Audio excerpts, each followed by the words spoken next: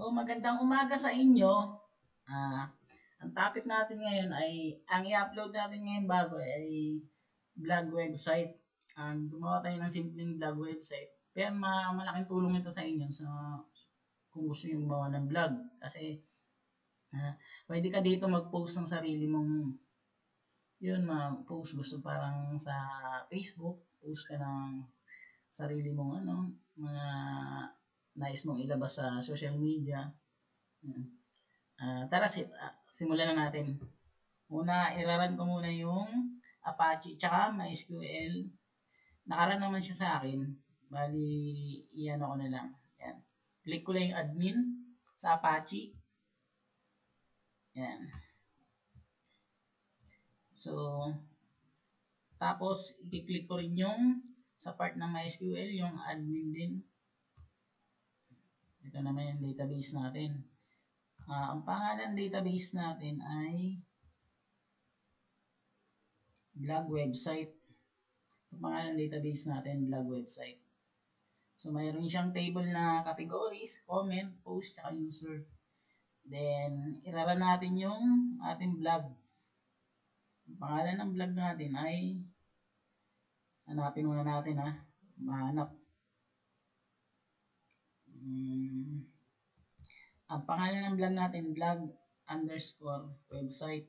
So, ito na yung ating UI. So, ito yung home natin. Ito yung mga nakarang post. Bali, ito yung UI. Bali, ginamit dito is Bootstrap 4.6 sa design ng UI nito. Tapos, about. Yan. Ito yung about. Lagyan natin. Tapos, itong mga icons na ito, font awesome lang siya. Then, ito, register. Yan, register. Once na sinubmit mo na wala kang in-input sa field, so maghihingi ng mga validation. Yan.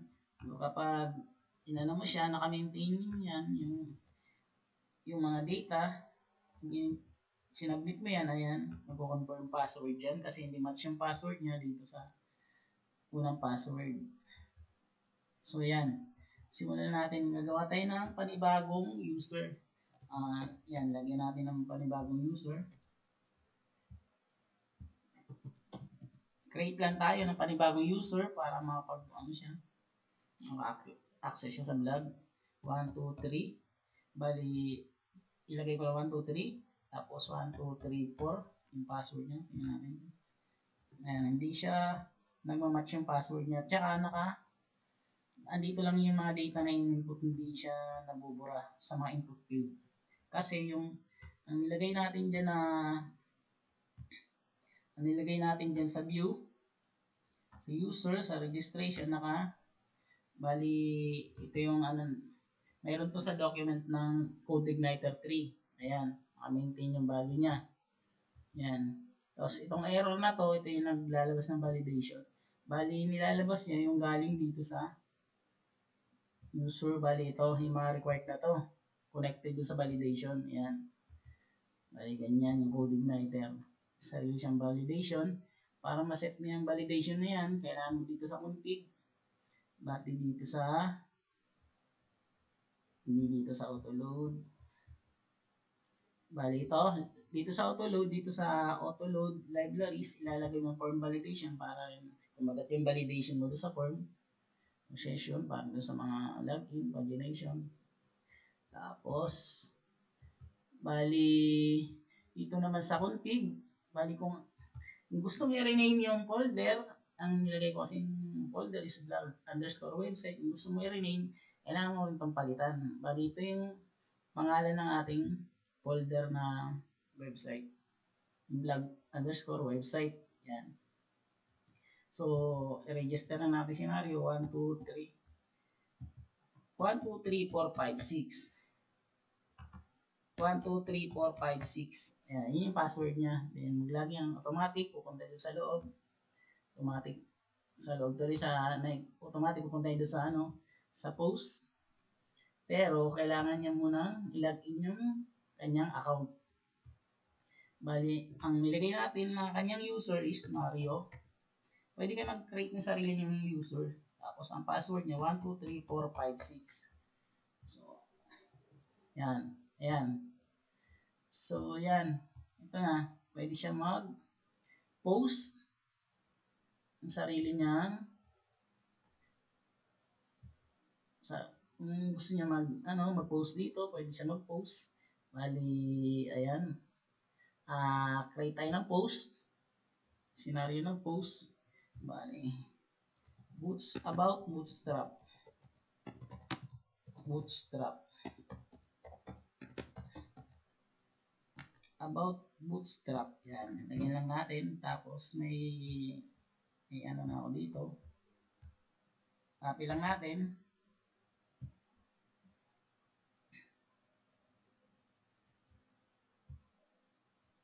Yan. Copy lang natin. Paste lang natin dito. Tapos i-bold lang natin yung bootstrap. Tapos yung bootstrap niya. Tapos lagyan natin ng image. Punta lang tayo dito. Yan. Sa download. Tapos yung nga. I-submit na natin. So ayan na.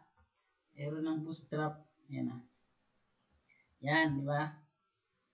So yan. Meron ng post. Bali, pwede ka mag-comment dito sa post ng iba. So, ayan, pwede ka mag-add ng comment.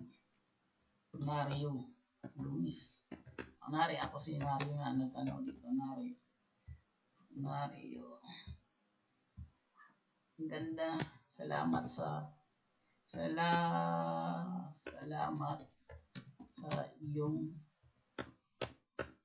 iyong post.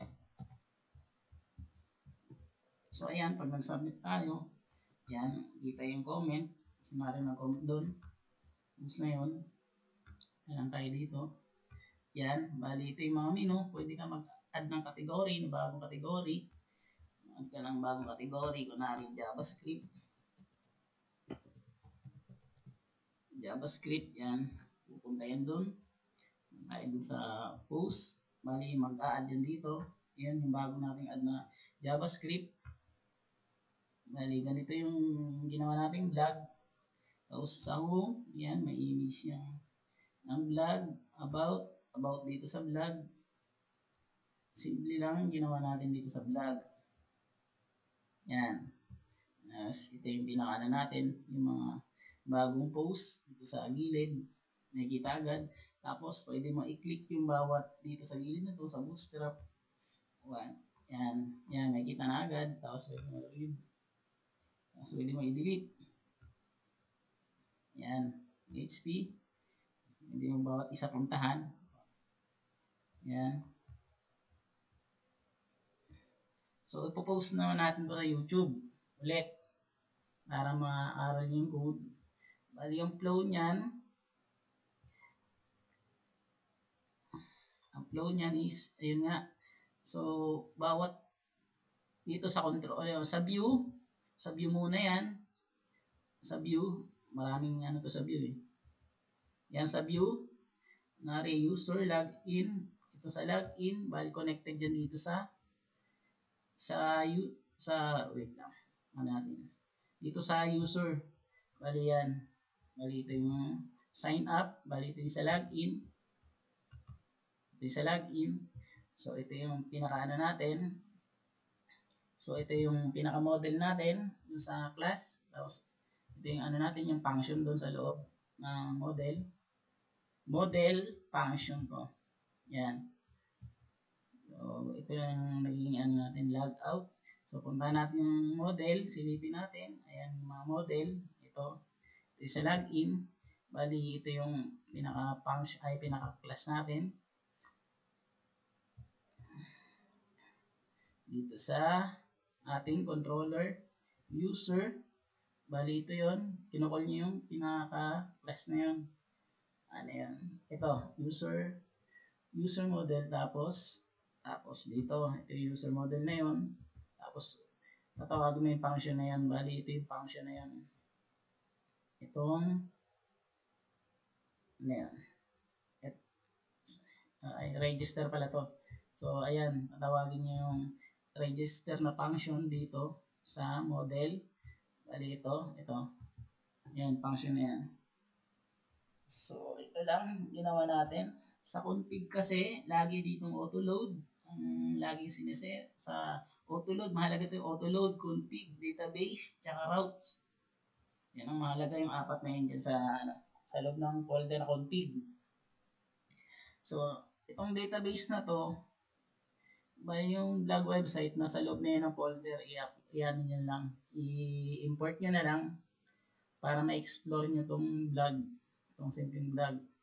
So, logout natin, pupunta yan sa logout, register, yun na nga, ayan, may validation na siya sa register, ilagay natin, bali yung ano na yan, yung sa register na yan, sa loob ng view, sa user, ayan, sa register, basta itong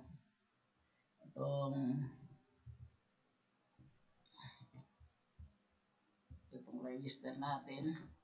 So, ito yung naman ng register natin. So, form error, kung nilalabas form error na to, ito na itong naka-red na to. Yan.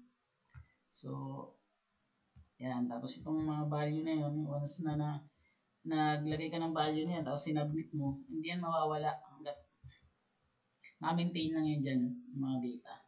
Hanggat dito nag-success yung submit.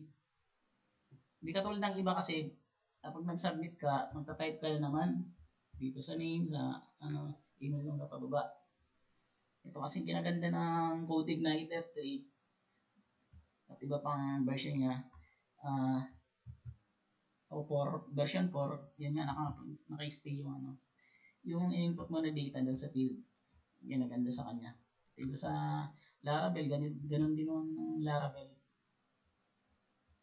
So, yan. Nandito na lang. Maraming salamat. Huwag niyong kalimutan mag-subscribe sa aking YouTube channel. Thank you.